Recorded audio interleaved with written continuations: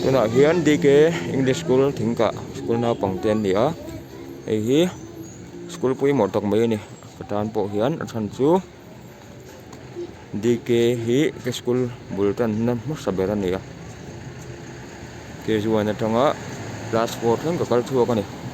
hola te fil thanga te ron kal thina pui mo ber zo ko thu boina chuanin barua thingka wi tho em he ni hi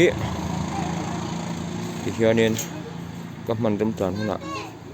he de lai ko nga hin ka kalbu thina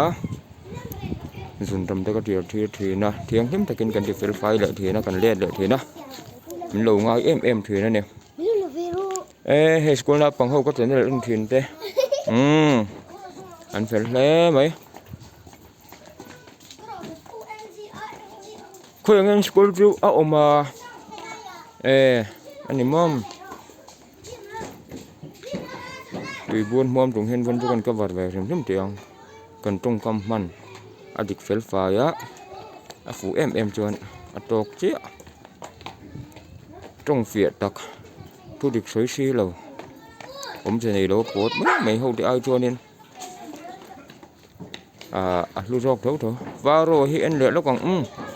và rồi tu mà hiện nên hiện trên là lầu xe láแต่lầu xe cái đủ khớp mấy đến trường chút phá rồi hi các video thà ra kan đã liệt tốt mấy nghe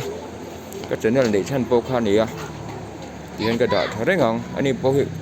mà lòng hôn tour sẽ bị cái là thì nó sẽ po hi chung ở rồi nó không thấy thôi này cái vàng tua nên cần sờ vai cần anh liệt trán cái đã thật sập về đánh đòn này phá rồi ý đuổi lệ heo trà đáp bằng hô là hay mình lâu từ buổi đó đấy mày mình chỉ nói một tí na bằng hô khan và rồi hiện trên nó hùn rất là dùng po hiện nên mình hùm hiểm hiện trúng rồi nghe này và rồi bài bún sẽ bôi một thì nó bún đấy lắm và rồi thì hiện nên khơi nghe ôm và rồi trong lúc còn ôm hết ăn lộn đấy cơ rồi và rồi ăn lại về thì nó tụi con mông cần về nguy cho nên ăn thập biệt nữa thôi bộ bụi em chỉ mấy lộn nữa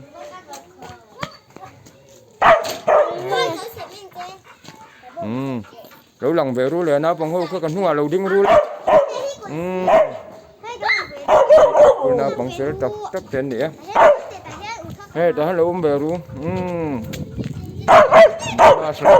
mày cần lo hết rồi đó production thôi luôn cái sẽ rõ hết rồi luôn bài rồi lẽ